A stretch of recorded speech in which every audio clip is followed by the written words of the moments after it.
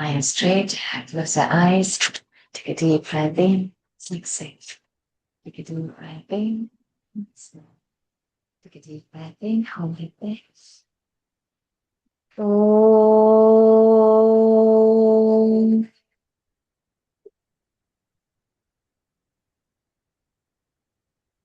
Om.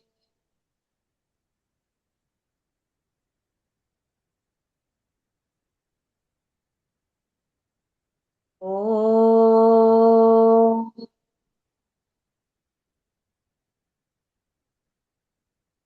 ॐ गणानां त्वा गणपतिगुं हवामहे कविं कवीनामुपमश्रवस्तमं ज्येष्ठराजं ब्रह्मणां ब्रह्मणस्पतान शृण्वन्नोतिभिः सीदसादनम् ॐ श्रीमहागणपतये नमः सरस्वत्यै नमो नित्यं भद्रकाल्यै नमो नमः वेदान्त विद्यास्थानेभ्य एव च ॐ नमः प्रणवार्थाय शुद्धज्ञानैकमूर्तये निर्मलाय प्रशान्ताय दक्षिणामूर्तये नमः नारायणं नमस्कृत्य नरं चैव नरोत्तमं देवीं सरस्वतीं व्यासं ततो जयमुदीरये पाराशर्यवचः सरोजममलं गीताथ गन्धोत्कटम् नानाख्यानककेसरं हरिकथा सम्बोधना बोधितम् लोके सज्जन षट्पदैरहरहः पेपीयमानं मुदा भूयाद् पंकजं कलिमलप्रध्वंसि न श्रेयसे धर्मशास्त्रमिदं पुण्यम् अर्थशास्त्रमिदं परम् मोक्षशास्त्रमिदं प्रोक्तम् व्यासेनामितबुद्धिना भारतं सर्वशास्त्राणाम् उत्तमं भरतर्षभ सम्प्रत्याचक्ष्यते चेदं तथा श्रोष्यन्ति चापरे। Pranams to the God. Pranams to all the Mahatmas in tonight's Mahabharata session. We are in the first Parva, the Adi Parva, and we have done first 63 chapters. Tonight, let us start from 64th chapter. Laritama, we will start from you. Janamejaya उवाच जनमेजय उवाच एते कीर्तिता ब्रह्मन् य एते कीर्तिता ब्रह्मन् ये चान्येनानुकीर्तिताः ये चान्येनानुकीर्तिताः सम्यक् तान् श्रोतुमिच्छामि सम्यक् तान् श्रोतुमिच्छामि राज्ञश्चान्यान् सहस्रशः राज्ञश्चान्यान् सहस्रशः यदर्थमिह सम्भूता यदर्थमिह सम्भूता देवकल्पा महारथाः देवकल्पा महारथाः भुवि तन्मे महाभाग भुवि तन्मे महाभाग सम्यगाख्यातुमर्हसि सम्यगाख्यातुमर्हसि वैशम्पायनुवाच वैशम्पायन उवाच रहस्यं खल्विदं राजन् रहस्यं खल्विदं राजन् देवानामिति न श्रुतम् देवानामिति न श्रुतम् तत्तु ते कथयिष्यामि तत्तु ते कथयिष्यामि नमस्कृत्वा स्वयं भुवे नमस्कृत्वा स्वयं भुवे त्रिसप्तकृत्वः पृथिवीम् त्रिसप्तकृत्वा पृथ्वीम् कृत्वा निः क्षत्रियां पुरा कृत्वा निः क्षत्रियां पुरा निः नो निः कृत्वा निः क्षत्रियां पुरा जामदग्न्यस्तपस्तेपे जामदग्न्यस्तपस्तेपे महेन्द्रे पर्वतोत्तमे महेन्द्रे पर्वतोत्तमे तदा निः क्षत्रिये लोके तदा निः क्षत्रिये लोके भार्गवेण कृते सति भार्गवेण कृते सति ब्राह्मणा what is that word? ब्राह्मणा क्षत्रिया राजन् ब्राह्मणां क्षत्रिया राजन् सुतार्थिन्योऽभिचक्रमुः उदाथिन्योऽभिचक्रमुः do this right. जनमेजय उवाच य एते कीर्तिता ब्रह्मन् ये चान्येनानुकीर्तिताः सम्यक् तान् श्रोतुमिच्छामि राज्ञश्चान्यान् सहस्रशः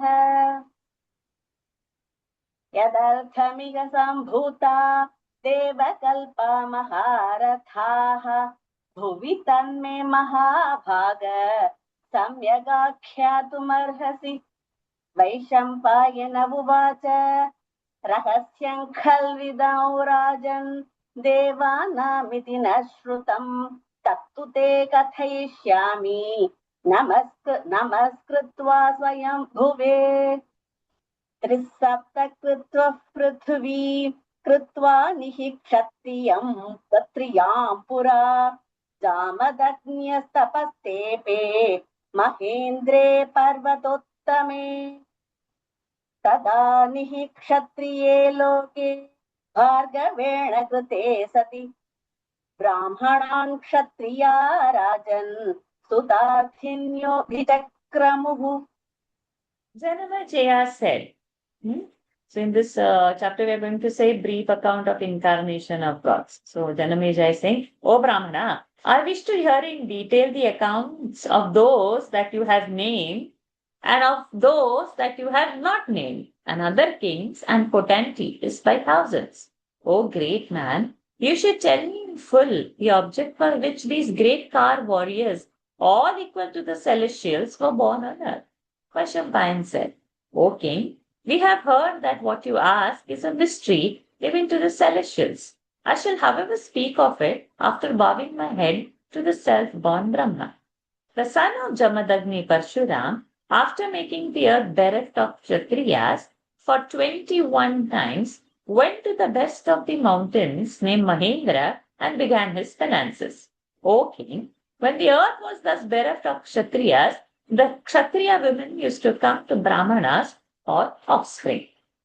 जनमेजय उवाच ये ते कीर्तिता ब्रह्मन् ये चान्ये नानुकीर्तिताः सम्यक् तान् श्रोतुमिच्छामि राज्ञश्चान्यान् सहस्रशः यदर्थमिह सम्भूता देवकल्पा महारथाः भुवि तन्मे महाभाग सम्यगाख्यातुमर्हसि वैशम्पायन उवाच रहस्यं खल्विदं राजन् देवानामिति न श्रुतम् तत्तु ते कथयिष्यामि नमस्कृत्वा स्वयं भुवे त्रिसप्तकृत्वः पृथिवीम् कृत्वा निः क्षत्रियां पुरा जामदग्न्यस्तपस्तेपे महेन्द्रे पर्वतोत्तमे तदा निः क्षत्रिये लोके भार्गवेण कृते सति ब्राह्मणा क्षत्रिया राजन् सुतार्थिन्योऽभिचक्रमुः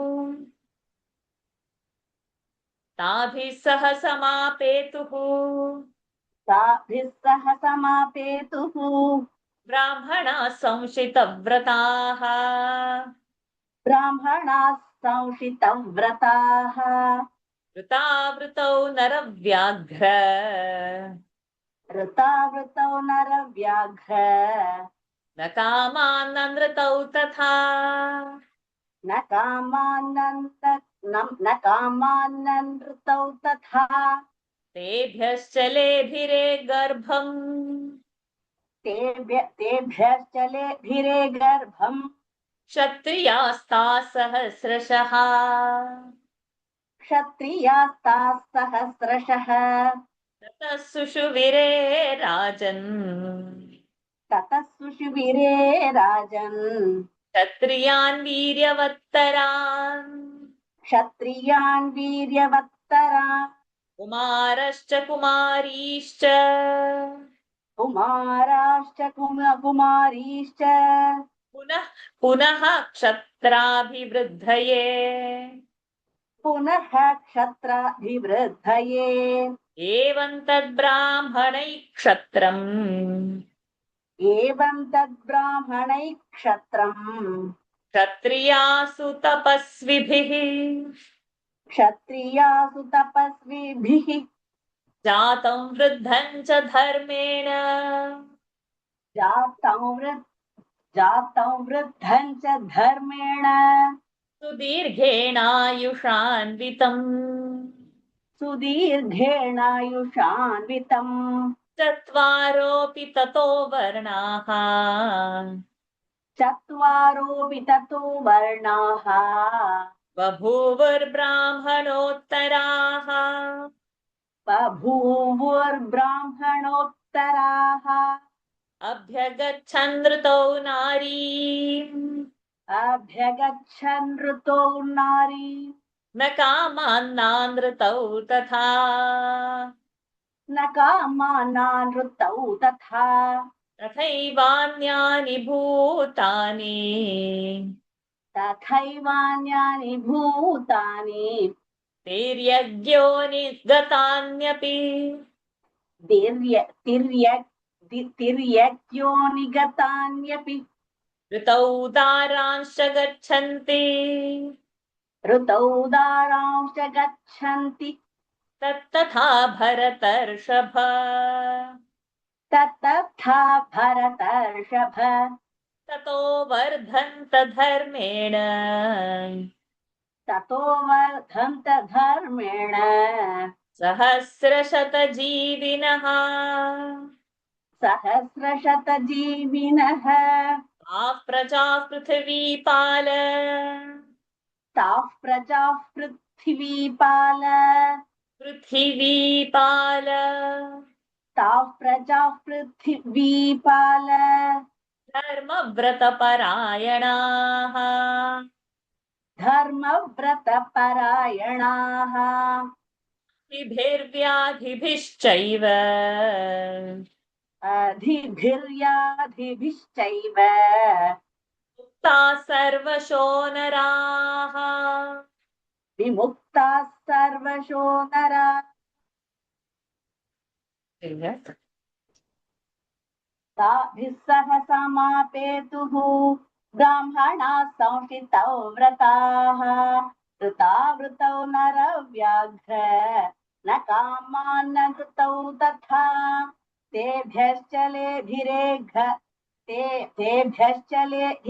गर्भम् क्षत्रियास्ता सहस्रशः ततस्तु शिविरे राजन् क्षत्रियान् वीर्यवत्तरान् कुमाराश्च कुमारीश्च पुनः क्षत्राभिवृद्धये एवं तद्ब्राह्मणैः क्षत्रम्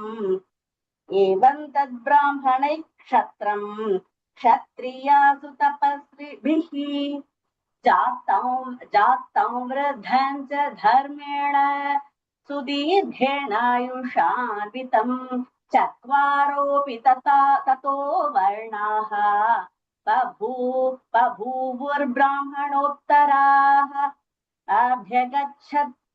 अभ्यगच्छन् ऋतौ नारीन् न कामानान् ऋतौ तथा तथैवान्यानि भूतानि तिर्यज्ञो निगतान्यपि ऋतौ दारांश्च गच्छन्ति तत्तथा भरतर्षभ ऋतौ दारांश्च गच्छन्ति तत्तथा भरतर्षभ ततो वर्धन्त धर्मेण सहस्रशतजीविनः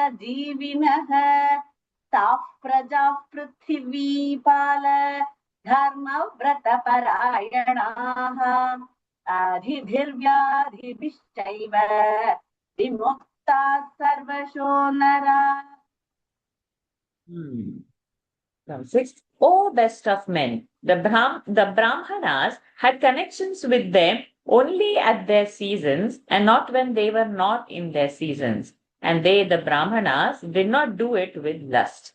Thus, thousands of Kshatriya women conceived through these connections with the Brahmanas, and O king, thus were born many Kshatriyas of great prowess, and many boys and girls in order to thrive the Kshatriya race.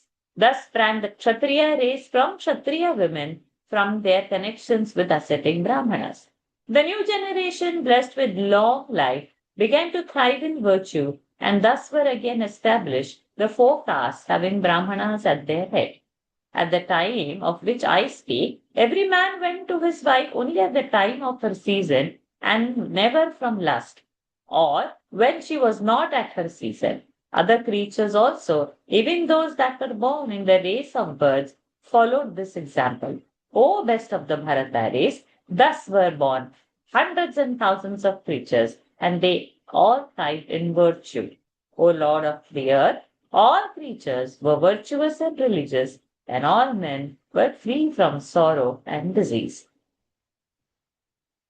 ताभिः सह समापेतुः ब्राह्मणा संशितव्रताः वृतावृतौ नरव्याघ्र न कामान्ननृतौ तथा तेभ्यश्च लेभिरे गर्भम् क्षत्रियास्ताः सहस्रशः ततः सुषुविरे राजन् क्षत्रियान् वीर्यवत्तरान् कुमाराश्च कुमारीश्च पुनः क्षत्राभिवृद्धये पुनः क्षत्राभिवृद्धये एवं तद्ब्राह्मणैः क्षत्रम् क्षत्रियासु तपस्विभिः जातं वृद्धं च धर्मेण सुदीर्घेणायुषान्वितम् चत्वारोऽपि ततो वर्णाः बभूवुर्ब्राह्मणोत्तराः अभ्यगच्छन्नृतौ नारीं न कामान्नानृतौ तथा तथैवान्यानि भूतानि तैर्यज्ञो निगतान्यपि ऋतौ दारांश गच्छन्ति तत्तथा भरतर्षभ ततो वर्धन्त धर्मेण सहस्रशतजीविनः ताः प्रजाः पृथिवीपाल धर्मव्रतपरायणाः आदिभिर्व्याधिभिश्चैव विमुक्ताः सर्वशो नराः. Next six. अथेमां सागरापाङ्गीम् अथेमां सागरापाङ्गीम् गाङ्गजेन्द्रगताखिलाम् गाङ्गजेन्द्रकगताखिलखिलाम् अध्यतिष्ठत् पुनः क्षत्रम् अध्यतिष्ठत् पुनः क्षत्रम् शैलवनपत्तना सशैलवनपत्तना प्रशासति पुनः क्षत्रे प्रशासति पुनः क्षत्रे मेणे वसुन्धरा धर्मेणे मां वसुन्धराम् ब्राह्मणाद्यास्ततो वर्णाः ब्राह्मणोऽद्यास्ततो वर्णाः लेभिरे मुदमुत्तमा लेभिरे मुदमुत्तमाम् कामक्रोधोद्भवान् दोषान् कामक्रोधोद्भवान् दोषान् विरस्य च नराधिपाः निरस्य च नराधिपाः धर्मेण दण्डन् दण्ड्येषु धर्मेण दण्डन् दण्ड्येषु प्रणयन्तोऽन्वपालयन् तथा धर्मपरे क्षत्रे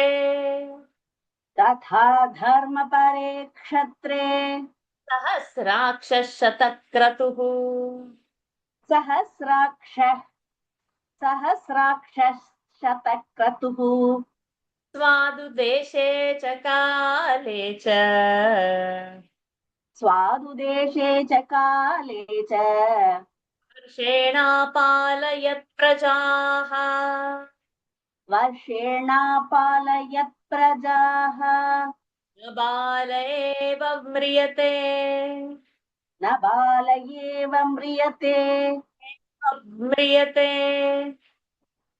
बाल एव म्रियते तथा कश्चिज्जनाधिप सदा कश्चिज्जनाधिप न च स्त्रियं प्रजानाति न च स्त्रियं प्रजानाति कश्चिदप्राप्तयौवनः कश्चिदप्राप्त यौवनः एवमायुष्मतीभिस्तु एवमायुष्मतीभिस्तु प्रजाभिर्भरतर्षभ प्रजाभिर्भरतर्षभ यं सागरपर्यन्ता इयं सागरपर्यन्ता समापूर्यत मेदिनी समापूर्यत मेदिनी अथेमां सागरापाङ्गीं गाङ्गजेन्द्रगदाखिलाम् अध्यतिष्ठ अध्यति अध्य सारी अध्यतिष्ठत् पुनः क्षत्रम् सशैलवनपत्तनाम् प्रशासति पुनः क्षत्रे धर्मेण मां वसुन्धराम् ब्राह्मणाद्यास्ततो वर्णाः धीरे मुदमुत्तमा काम कामक्रोधात् भवान् दोषान् निरस्य च नराधिपाः धर्मेण दण्डं दण्डेषु प्रणयन्तोऽन्वपालयन् तथा धर्मपरे क्षत्रे सहस्राक्षशतौ शतक्रतुः तथा धर्मपरे क्षत्रे सहस्राक्षशतक्रतुः स्वादुदेशे च काले च वर्षेणापालयत् प्रजाः न बाल एव म्रियते सदा कश्चिच्च जनाधिप न बाल एव म्रियते सदा कश्चिच्च जनाधिप न च स्त्रियं प्रजानाति कश्चित्तप्राप्त यौवनः एवमायुष्मतीभिस्तु प्रजाभिर्भरतर्षभ इयं सागरपर्यन्ता समापूर्यत मेदिनी Kashchichajjanadhipa over there, that's extra ch over there. Nava, 1, 2, 3, 4, 5, 6, 7. Nabala evam riyate. That pada is correct. Then the next pada, sada, 2 alphabets gone. Kashchi, the half ka only. So that means another 2 went. Then janadhipa, because half is not counted. So that one full cha and half ja is extra over there. Kashchit, then janadhipa. Sada kashchit janadhipa, the cha and ja, it's extra. Then it will come big, pressurized child should come, I think, isn't it? Yeah, but it should be only half alphabet. See, we have sa, da, 2 over there. Kash, chit, 2 over there. Janadhipa, that is 8. So it should be only half. Half alphabet, halanta is not calculated. So sada kaschit janadhipa. So that cha is extra. Cha is extra. Full cha is extra. Half cha is fine. Okay, thank you, Lalita ma. O king, having the walk of an elephant, thus once more the wide earth with the ocean for her boundaries, with her mountains and woods and towns, was governed by Kshatriyas.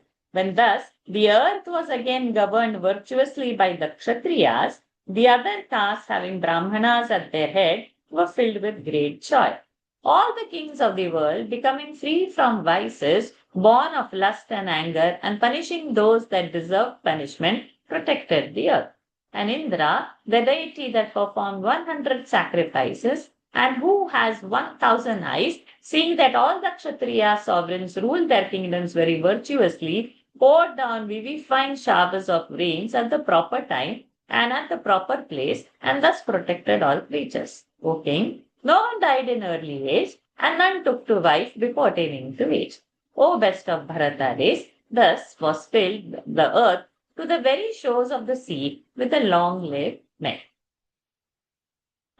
अथेमां सागरापाङ्गीं गां गजेन्द्रगताखिला अध्यतिष्ठत् पुनः क्षत्रं सशैलवनपत्तना प्रशासति पुनः क्षत्रे धर्मेणेमां वसुन्धरा ब्राह्मणाद्यास्ततो वर्णाः लेभिरे मुदमुत्तमा कामक्रोधोद्भवान् दोषान् निरस्य च नराधिपाः धर्मेण दण्डं दण्ड्येषु प्रणयन्तोऽन्वपालयन् तथा धर्मपरे क्षत्रे सहस्राक्षशतक्रतुः स्वादुदेशे च काले च वर्षेणापालयत् प्रजाः न बाल एवं म्रियते सदा कश्चिज्जनाधिप न च स्त्रियं प्रजानाति कश्चिदप्राप्तयौवनः एवमायुष्मतीभिस्तु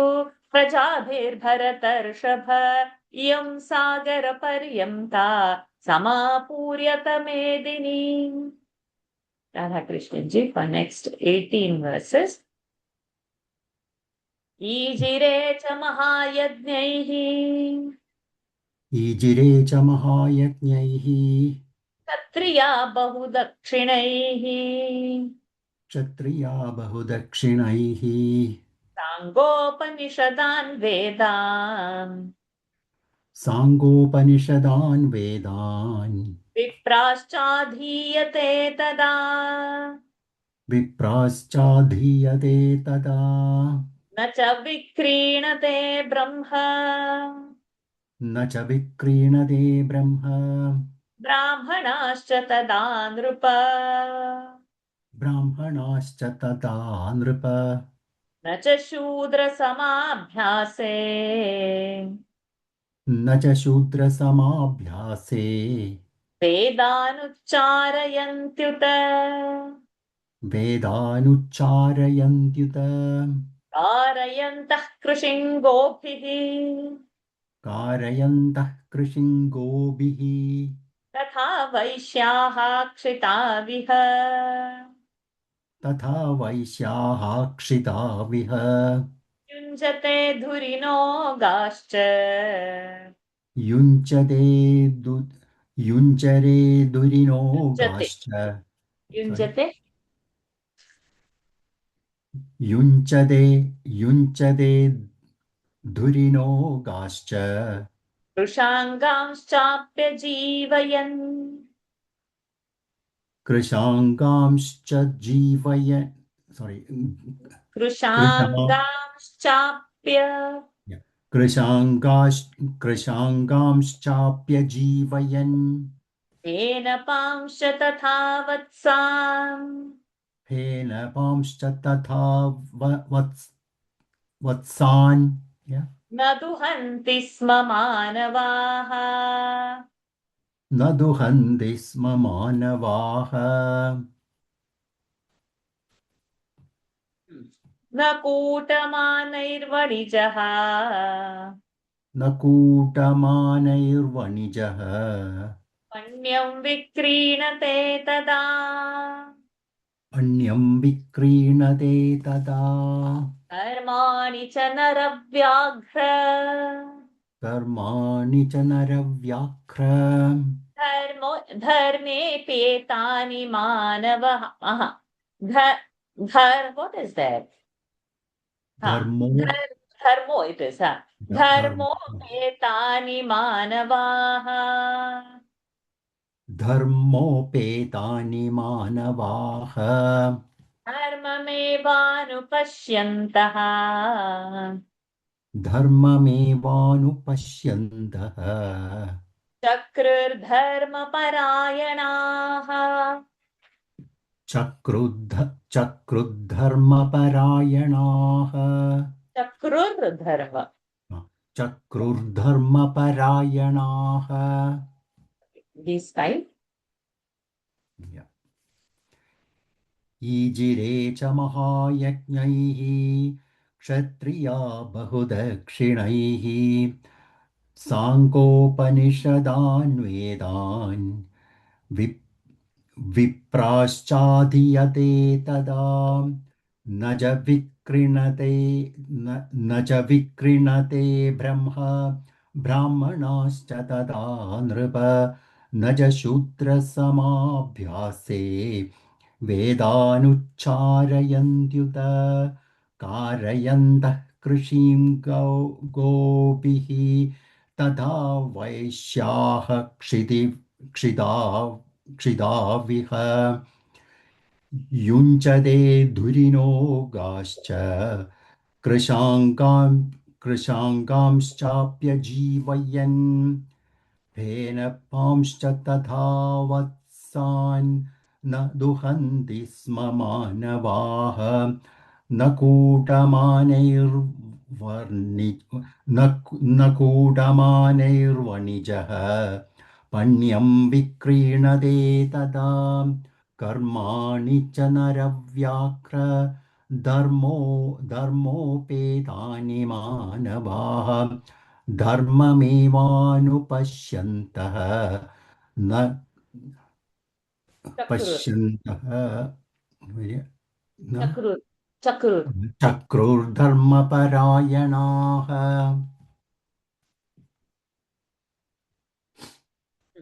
Yes. The Kshatriyas performed great sacrifices and bestowed much wealth on the Brahmanas, and all the Brahmanas also studied the Vedas and the Vedangas and the Upanishads. O king, no Brahmana ever sold the Vedas, and none of them ever read them aloud before a Shudra. The Vaishyas tilled well the earth with the help of bullocks, and they never yoked kine to the plough. They carefully fed the lean ones. Men never milked the cows as long as the cows would not live on the milk of their mothers. No merchant sold his goods with false scales. O best of men, all men thus virtuously inclined did everything with their eyes fixed on virtue. ईजिरे च महायज्ञैः क्षत्रिया बहुदक्षिणैः साङ्गोपनिषदान् वेदान् विप्राश्चाधीयते तदा न च विक्रीणते ब्राह्मणाश्च तदा नृप न च शूद्रसमाभ्यासे वेदानुच्चारयन्त्युत कारयन्तः कृषिं गोभिः तथा वैश्याः क्षिताविह युञ्जते धुरिणो गाश्च वृषाङ्गांश्चाप्यजीवयन् फेनपांश्च तथा वत्सान् न दुहन्ति स्म मानवाः न कूटमानैर्वणिजः पण्यं विक्रीणते तदा कर्माणि च नरव्याघ्र धर्मोपेतानि मानवाः धर्ममेवानुपश्यन्तः चक्रुर्धर्मपरायणाः स्वकर्मनिरताश्चासन् स्वकर्मनिरताश्चासन् सर्वे वर्णानराधिप सर्वे वर्णानराधिप एवं तदा नरव्याघ्र एवं तदा नरव्याघ्र धर्मो न ह्रसते क्वचित् धर्मो न ह्रसते क्वचित् काले गावः प्रसूयन्ते काले गावः प्रसूयन्ते नार्यश्च भरतर्षभ नार्यश्च भरतर्षभा भवन्त्र्युषु भवन्त्र्युषु भवन्त्रिषु वृक्षाणाम् भवन्त्युतृषु वृक्षाणाम् भवन्त्र्युषु वृक्षाणाम् भवन्त्र्युतुषु वृक्षाणाम् पुष्पाणि च फलानि च पुष्पाणि च फलानि च एवं कृतयुगे सम्यक् क ending एवं कृतयुगे सम्यक् वर्तमाने तदा नृप वर्तमाने तदा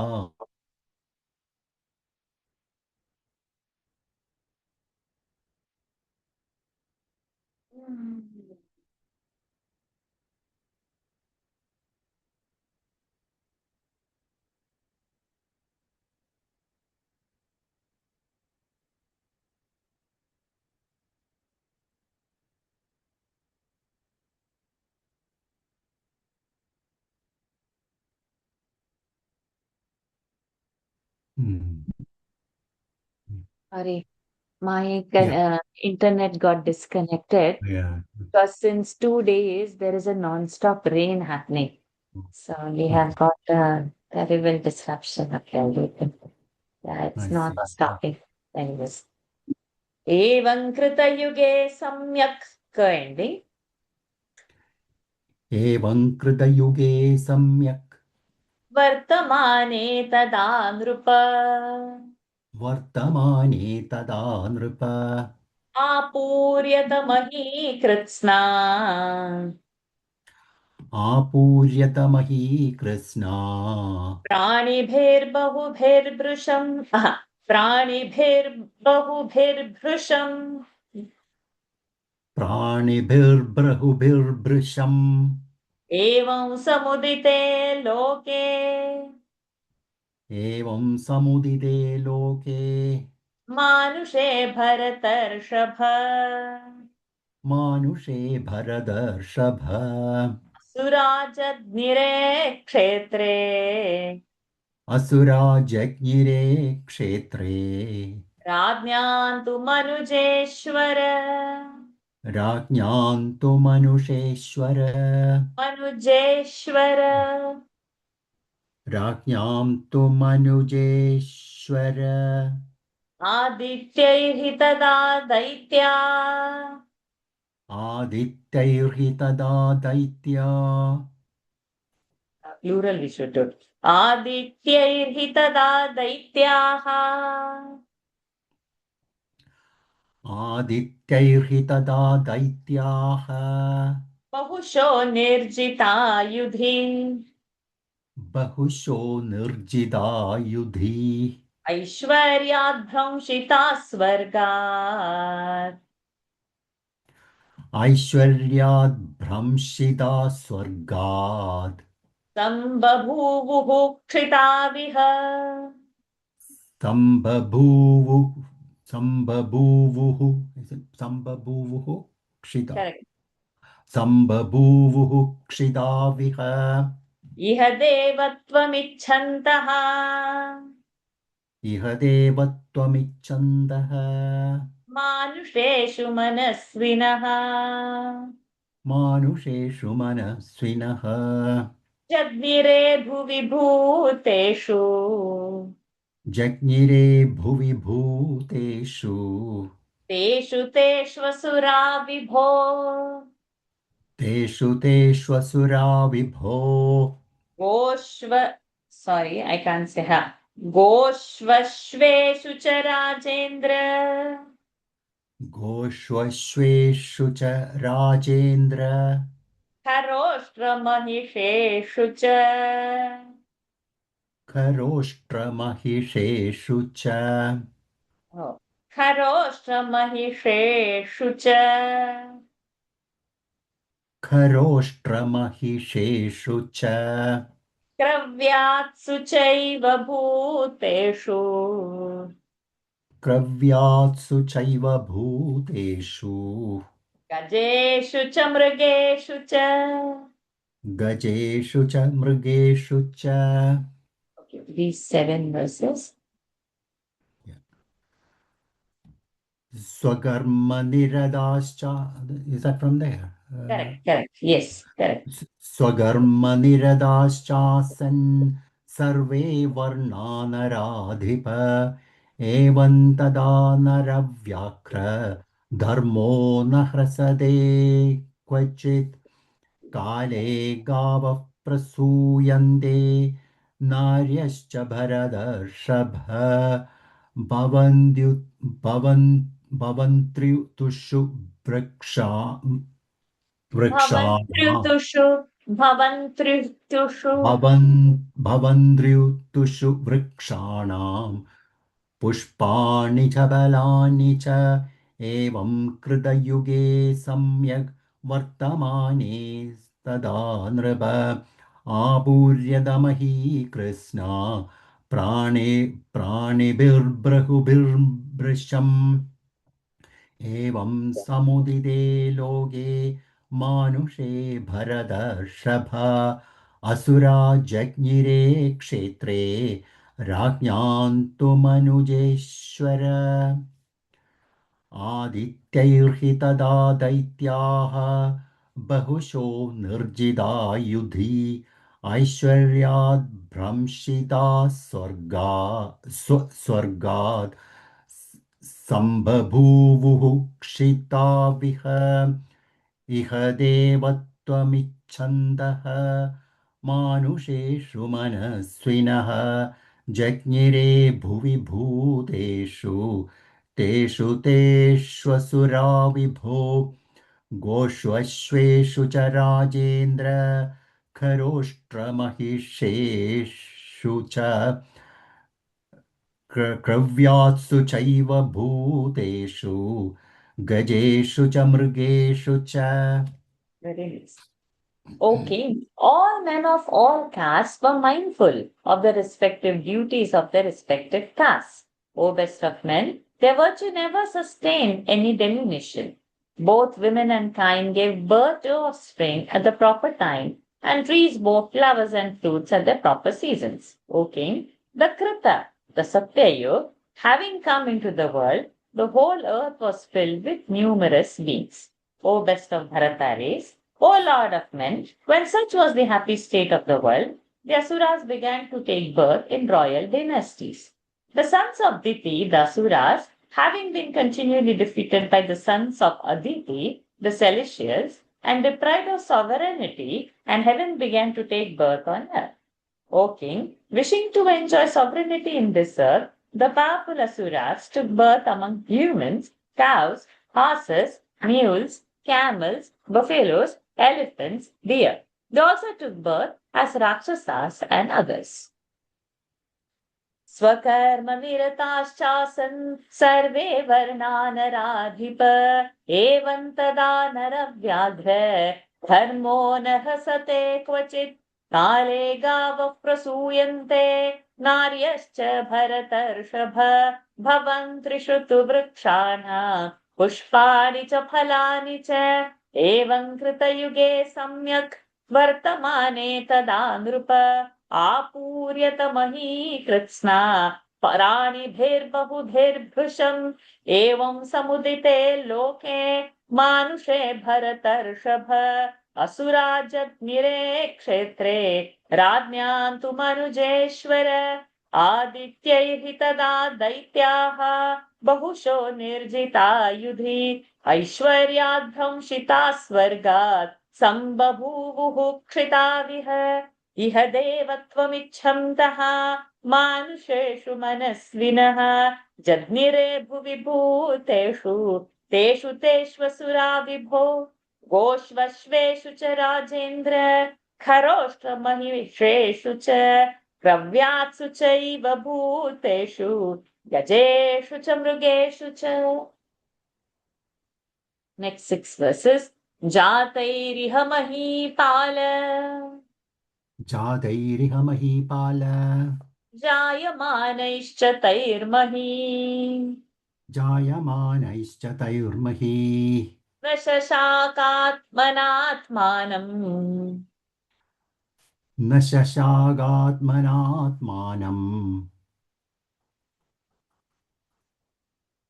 इयं धारयितुं धरा इयं धारयितुं धरा अथ जाता महीपालाः अथ जाता महीपालाः केचित् बहुमदान्विताः केचिद् बहुमतान्विताः दितेः पुत्रा धनोश्चैव दिनेः दिते पुत्रादनोश्चैव दिते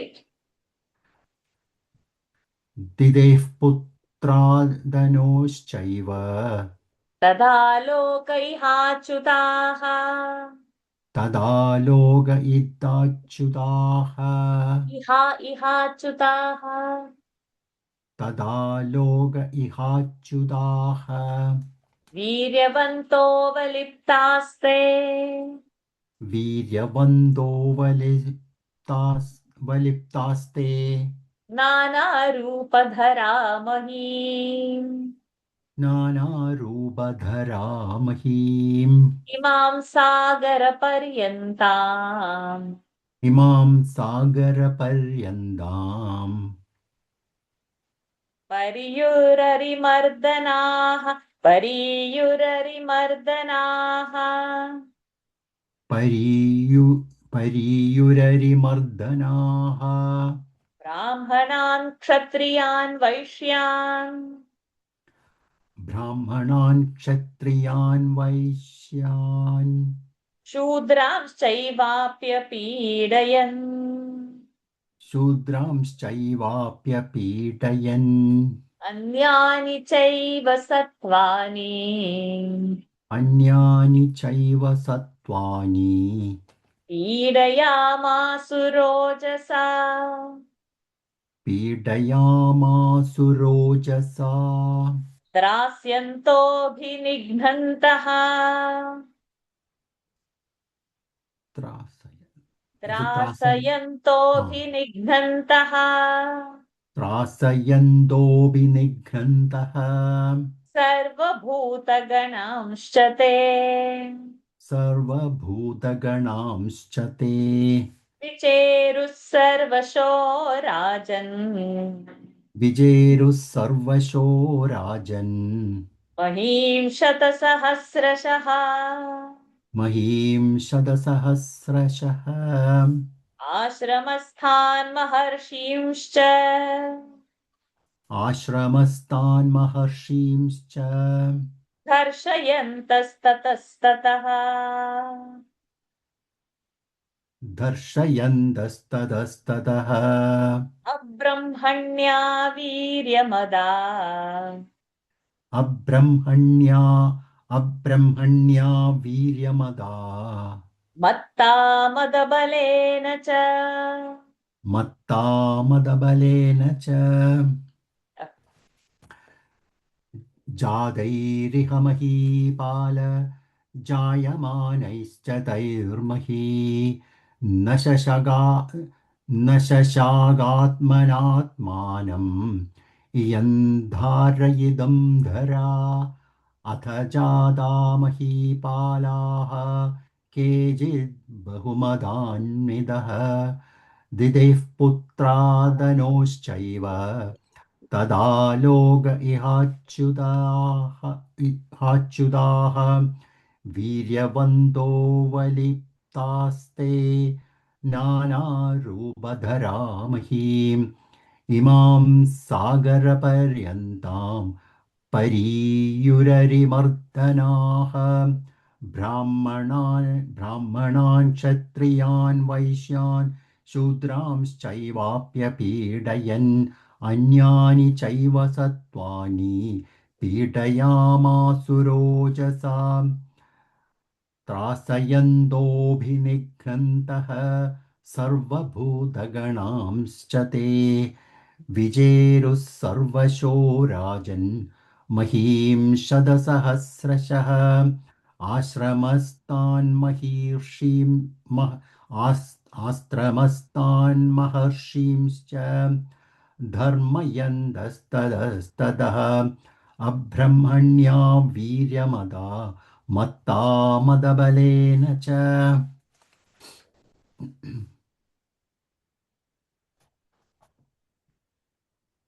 O protector of the world, owing to the birth of those asuras that were already born and those that were being born, the earth became incapable of supporting herself.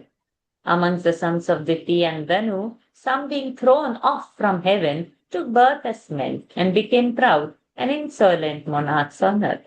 Possessed of great prowess, they covered the earth in various shapes. They, becoming great officers, filled the earth to the very shores of the sea. They began to oppress the Brahmanas, Kshatriyas, Vaishyas, and Shudras. They began to persecute all other creatures with their strength. O king, frightening and killing all the creatures, they roamed over the earth in hundred and thousands. Bereft of virtue and truth, proud of their strength, intoxicated with their insolence, they even insulted the holy rishis in their hermitages. Thank you, Radhakrishnan Venkatesh ji. Next 18 verses. एवं वीर्यबलोत्सिक्तैः एवं वीर्यबलोत्सिक्तैः भूरि यत्नैर्महासुरैः यत्नैर्महासुरैः पीड्यमाना महीराजन् पीड्यमाना महीराजन् ब्रह्माणमुपचक्रमे ब्रह्माणमुपचक्रमे. To this verse, we'll go verse by verse. एवं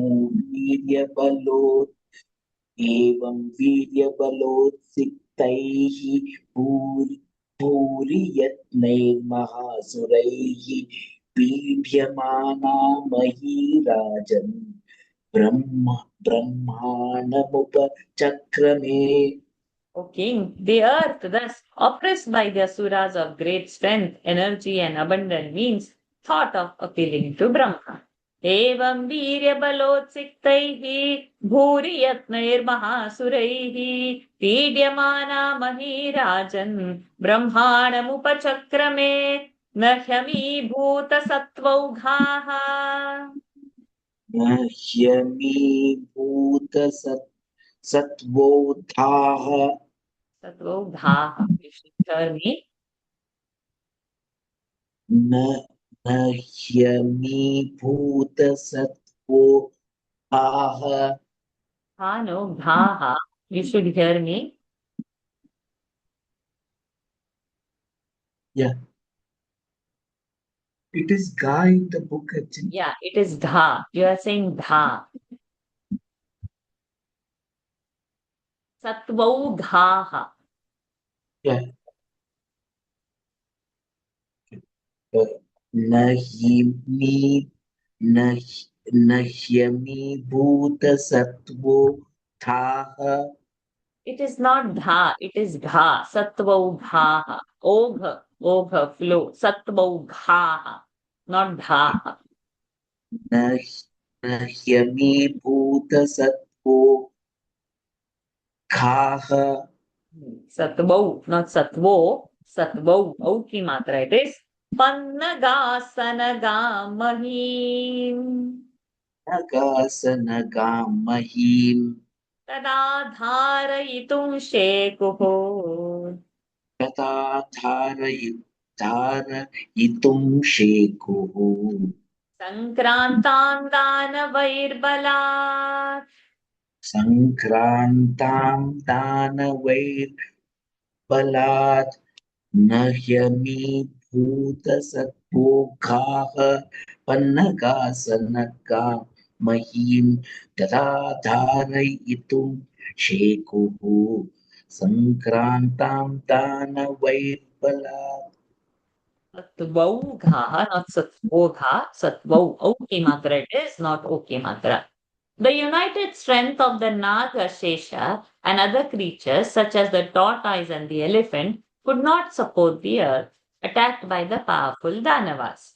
Nahyami bhuta satvaughah pannagasanagam tadadharayitum shekuhu sankrantan danavairbalat tato mahi bala ततो महीपाल भारार्ता भयपीडिता भारार्ता भयपीडिता जगाम शरणं देवम् जगाम शरणं देवम् सर्वभूतपितामहम् सर्वभूतपितामहं ततो महीपाल भारार्था भयपीडिता जगाम शरणं देवं सर्वभूतपितामहम् O protector of the world, there upon the earth, afflicted with fear and oppressed by the weight of the Danavas, went to the grandfather of all creatures and asked his protection. Tato mahipala bhararta bhaya pidita gagama sharanam devam sarva bhuta pitamaham sa samvritam mahabhagaihi. सा संवृतं महाभागैः देवद्विजमहर्षिभिः देवद्विजमहर्षिभिः ददर्श देवं ब्रह्माणम् ददर्श देवं ब्रह्माणम् आणम् लोककर्तारमव्ययम् लोककर्तारमव्ययम् गन्धर्वैरप्सरोभिश्च गन्धर्वैरप्सरोभिश्च देवकर्मसु निष्ठितैः कर्मसु निष्ठितैः वन्द्यमानं मुदोपेतैः वन्द्यमानं मुदोपैते वन्द्यमानं मुदोपेतैः ववन्दे चैनमेत्यसा वन्दे जैनमेत्यसा सा संवृतं महाभागैः देवद्विज महर्षिभिः ददर्श देवं ब्रह्माणं लोककर्तारमव्ययं गन्धर्वैरप्सरोभिश्च दैवकर्म दैवकर्मसु निष्ठितैः वन्द्यमानं मुदोपैतैः एतैः वन्द्यमानं मुदोपेतैः ववन्दे चैनमेत्यसा He saw the divine Brahma, the creator of the worlds, who is undeteriorating, seated on his seat, surrounded by the celestials and great and illustrious rishis, and adored by the delighted Gandharvas and Apsaras, who are always engaged in the services of the celestials. सा संवृतं महाभागैः देवद्विजमहर्षिभिः ददर्श देवं ब्रह्माणं लोककर्तारमव्ययम् गन्धर्वैरप्सरोभिश्च दैवकर्मसु निष्ठितैः वन्द्यमानमुदोपेतैः ववन्दे चैनमेत्यसा अथ विज्ञापयामास विज्ञापयामास भूमिस्तं शरणार्थिनी संशरणार्थिनी सन्निधौ लोकपालानाम् सन्निधौ लोकपालानां सर्वेषामेव भारत सर्वेषामेव भारत अथ विज्ञापयामास भूमिस्तं शरणार्थिनी सन्निधौ लोकपालानां सर्वेषामेव Bharata. That adored the grandsire and know best of the Bharataris, telling him all that had happened before all the regions of the world. She asked his protections. अथ विज्ञापयामास भूमिस्तं शरणार्थिनी सन्निधौ लोकपालानां सर्वेषामेव भारत तत्प्रधानात्मनस्तस्य प्रधानात्मनस्तस्य भूमिः कृत्यं स्वयं भुवः भूमिः कृत्यं स्वयं भुवः पूर्वमेवाभवद् राजन् पूर्वमेवाभवत् राजन् विदितं परमेष्ठिनः विदितं परमेष्ठिनः तत्प्रधानात्मनस्तस्य भूमे कृत्य स्वयं भुवः पूर्वमेवा पूर्वमेवाभ पूर्वमेवाभवत् राजन् विदितं परमेष्ठितं परमेष्ठित परमेष्ठिनः Okay, so viditam, like the flow of the chanting should come so that the hasva you don't pause.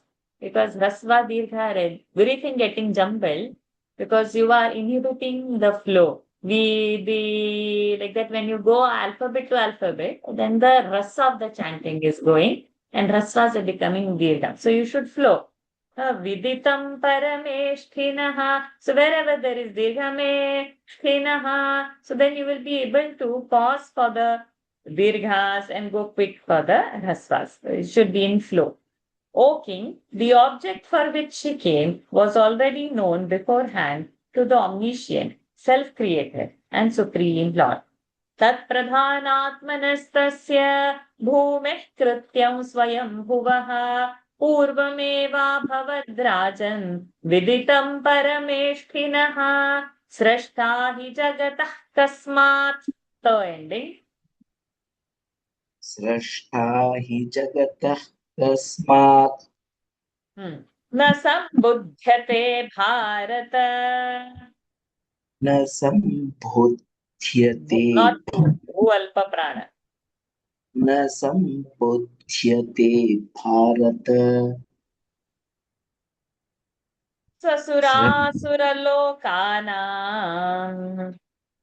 ससुरासुरलोकानाम् अशे लोकानां Hmm. Asheshena should have been that that first sh is not having an ekara. Please provide over there. Asheshena manogatam. अशेषेण मनोगतं स्रष्टा हि जगतः तस्मात् न सम्बुध्यते भारत ससुरासुरलोकानाम् अशेषेण मनोगतम् O descendant of Bharataris, he is the creator of the universe. Why should he not know fully what is in the minds of the creatures, including the very Devas and the Danavas?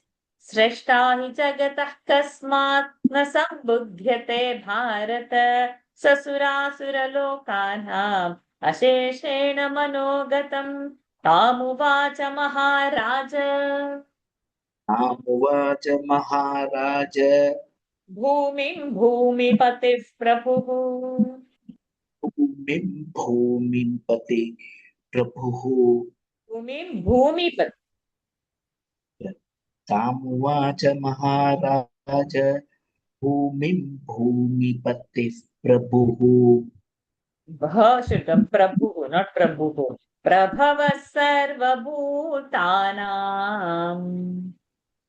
अव सर्वभूतानाम् ईशः शम्भुः प्रजापतिः ईशः शम्भुः प्रजापतिः तामुवाच महाराज भूमिं भूमिपतिः प्रभुः प्रभवः सर्वभूतानाम् ईशः शम्भुः प्रजापतिः O great king, the Lord of the earth, Prajapati, Isha, Shambhu, then thus spoke to her. Tamuvacha Maharaja, Bhumim Bhumipatis Prabhuः Prabhava Sarva Bhutanam, Isha Shambhu Prajapatiः Brahmovacha मोवाच Yadarthamabhisamprapta यदर्थमभिसम्प्राप्ता मत्सकाशं वसुन्धरे मत्सकाशौ वसुन्धरे तदर्थं सन्नियोक्ष्यामि तदर्थं सन्नियोक्ष्यामि तदर्थं स महाप्राण सर्वानेव दिवौकसः सर्वान् नेवतिपौकसः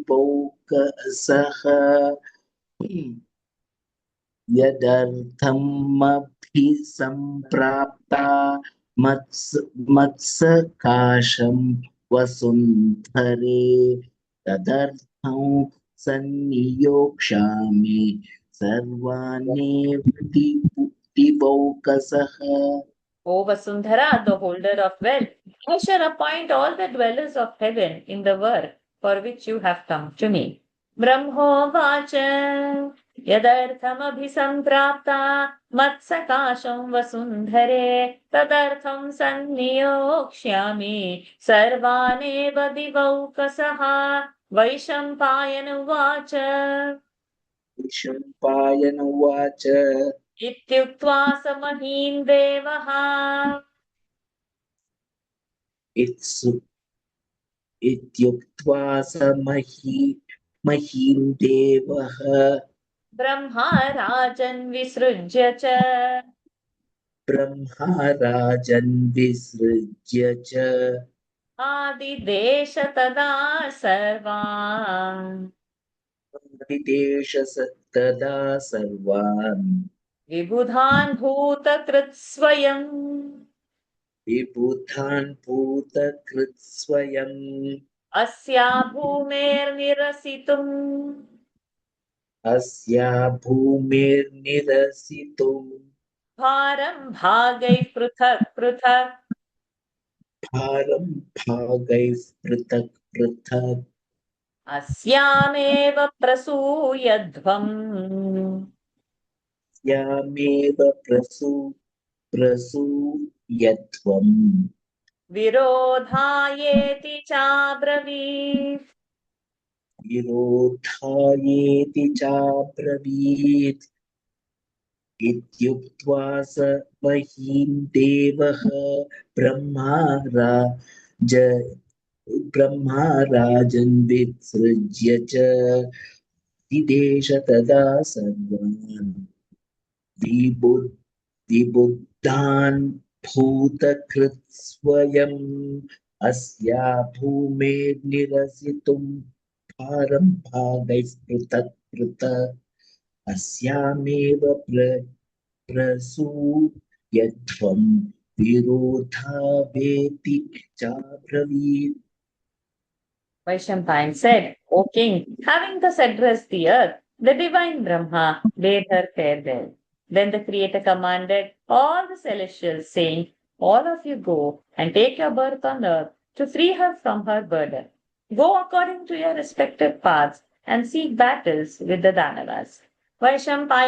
वैशम्पायन उवाच इत्युक्त्वा स महीन् देवः ब्रह्मा राजन् विसृज्य च आदिदेश तदा सर्वान् विबुधान् भूतकृत् स्वयम् अस्या भूमेर्निरसितुम् भारं भागैः पृथक् पृथक् अस्यामेव प्रसूयध्वम् विरोधायेति चाब्रवीत् तथैव च समानीय समानीय गन्धर्वाप्सरसाङ्गनान् सर्वाप्सरसाङ्गनान् उवाच भगवान् सर्वान् उवाच भगवान् सर्वान् इदं वचनमर्थवत् इदं वचनमर्थवत् तथैव च समानीय गन्धर्वाप्सरसाङ्गनान् उवाच भगवान् सर्वान् इदं वचनमर्थवत्.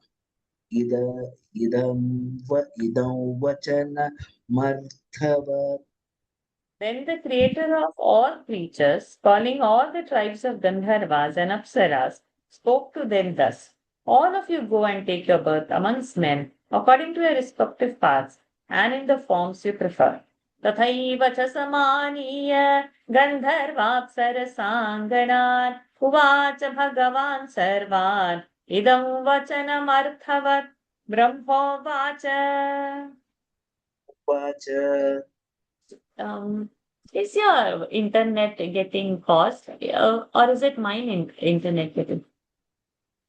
Can you hear me? I can hear you, but I hear you in breaks. We'll try. Yeah. Brahmovacha Brahmovacha. svai svairam shaif prasuyadhvam Svairam shaif prasuyatvam.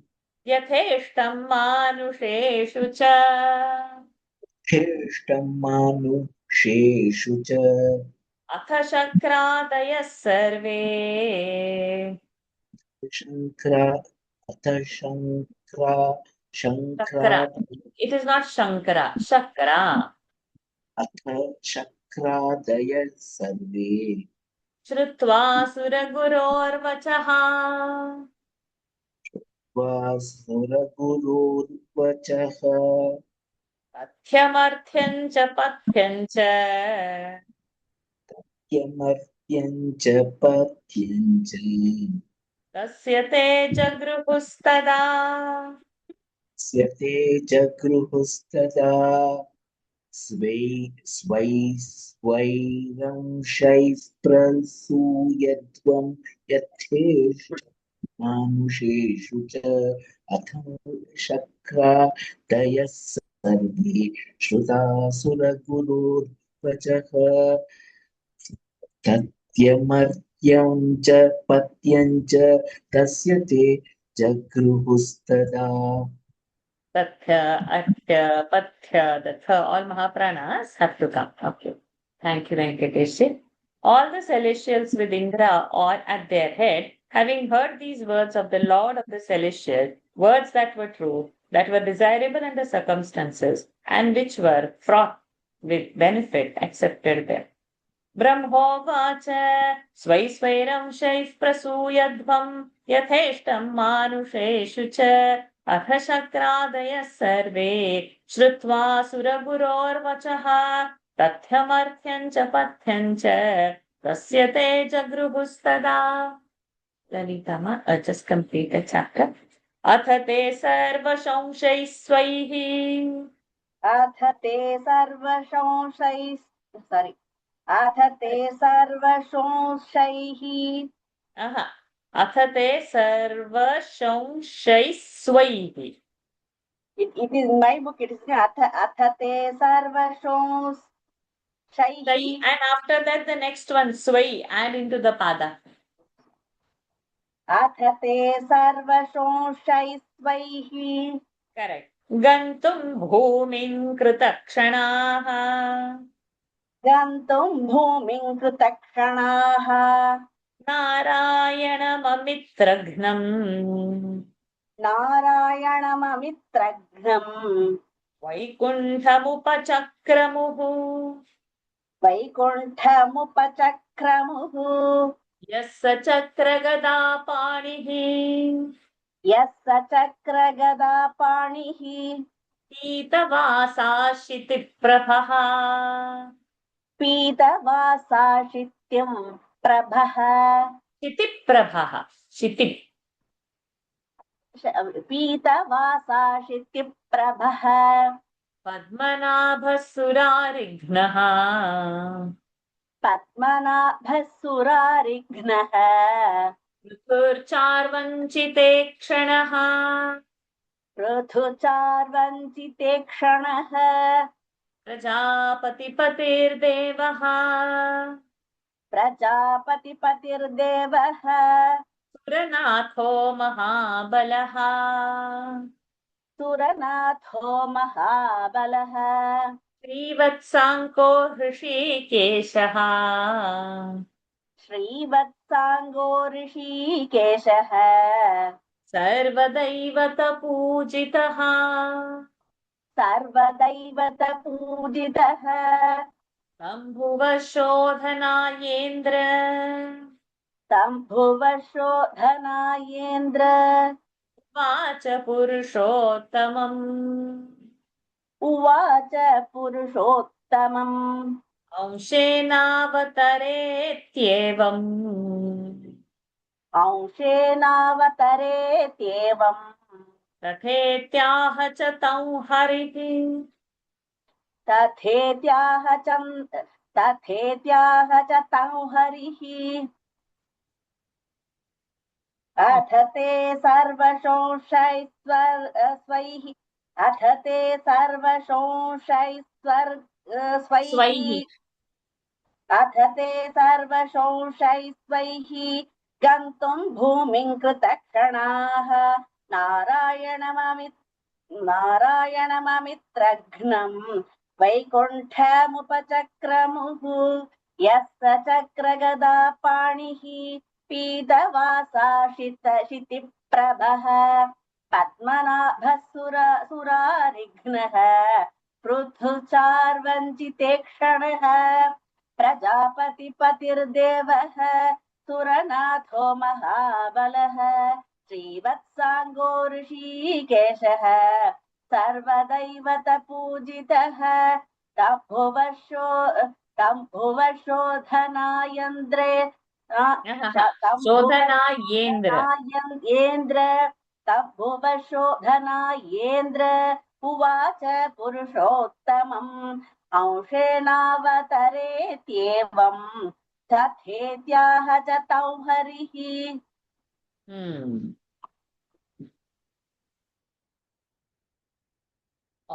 We said that, no? But I will read from there again. All the celestials with Indra at their head, having heard these words of the Lord of the celestial, words that were true, that were desirable under circumstances, and which were fraught with benefit, accepted them. Having then resolved to take birth on the earth according to their respective paths, they all went to Vaikuntha, to the slayer of foes, Narayana, who bears the discus and the mace in his hands, who wears yellow-colored cloth, who is greatly effulgent, who has the lotus in his navel, who is the slayer of the foes of the celestials, who is fixedly staring at his white chest, who is the lord of Prajapati himself, who is the sovereign of all the gods, who is of infinite strength, who has the mark of auspicious wheel on his breast, who is the central force of everyone's faculties, and who is adored by all the deities. To him, this most exalted of all persons, Indra said, "Be incarnate," and Hari replied, "Be it so." अथ ते सर्वशंशैस्वैः गन्तुम् भूमिम् कृतक्षणाः नारायणममित्रघ्नम् वैकुण्ठमुपचक्रमुः यः स चक्रगदा पाणिः पीतवासाश्रितिप्रभः पद्मनाभः सुरारिघ्नः पृथुर्चार्वञ्चिते क्षणः प्रजापतिपतिर्देवः सुरनाथो महाबलः श्रीवत्साङ्को हृषीकेशः सर्वदैवतपूजितः तम्भुवशोधनायेन्द्र उवाच पुरुषोत्तमम् अंशेनावतरयेत्येवम् तथेत्याह च तं हरिः.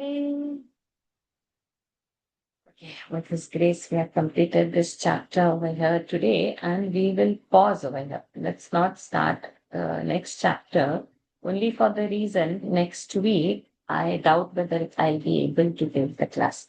There is some program that I have to attend. So if I start the chapter now, next week we are not able to take, then there is a break coming because I'll be traveling to Badrinath. So we'll not start the chapter and keep, but you'll leave the shlokas and just like a story you want to continue to read, you can read because there will be a little longer break. I don't know whether in June, other half, I'll be able to take it from Mumbai where I will be because I'll be having limited luggage to carry. I'm traveling here directly. So the books I might not be able to carry. I'm not sure. Whether we start in June, because first 2 weeks will be in Badrinath. The next week will be in Bombay. I'm not sure that I've not taken my return ticket. So there's going to be a long break after this if I miss the next week's session. So we'll not start. Next week I'm taking or not, I'll let you know in 1 or 2 days. If if it's a forceful attendance, then only I'll attend it. If I'm exempted from it, then I will be happy. So it's a family thing. One of the death ceremonies they have to do, which I don't want to do. But the compulsion of showing presence. So if at all I've been forced, I will go. Otherwise, I'll come back to our class next week. Right? So we pause here for today. We meet, hope not next week, in month of June and so on. Purnamadah Purnamidam Purnat Purnamudachyate Purnasya Purnamadaya Purnamevavashishyate Om Shanti Shanti Shanti Harihi Om Shri Gurubhyo Namaha Harihi Om Shri Krishna Arpanamastu. Hari Om everyone. Thank you. Thank you, Om. Varshaji. Thank you. Thank you very much. Even before coming to this, there was the Sanchayanam, which I attended, and I think that's why I little. And then next week it's something. And over here, the village expects you to be present physically. But I'll see if somebody from the family can go. My husband comes, my mother-in-law can go, then I would summarize. Hari Om. Otherwise, see you all in June. Hari Om. Hari Om. Thank you, Varshaji. Have a very nice trip. Thank you. It's much needed wishes and blessings. Thank you. It's a Bhagavad Saptah in Badrinath. So. Hari Om. But we will miss your class. Varshaji, is it Chinmay Missions? No. Chennai Missions is happening in Vibhuti from 20th onwards. Today we are on 17th after 3 days. And that's why I couldn't go to. So Chennai Mission Vibhuti campus is extremely beautiful. If one has not gone there, just simply go there to stay and come. It's that beautiful campus. It's near Pune. And I'm not going there because Badrinath has been there. Varshaji, today only I came back from Kerala. First time I went to Shankar Nilayam. Did you like that place? So you were just away from about 50-60 kilometers. Ernakulam. Yes, Varshaji, first time. Soundari Lahari camp, I went Camp 5. Very beautiful. And who took it? This thing,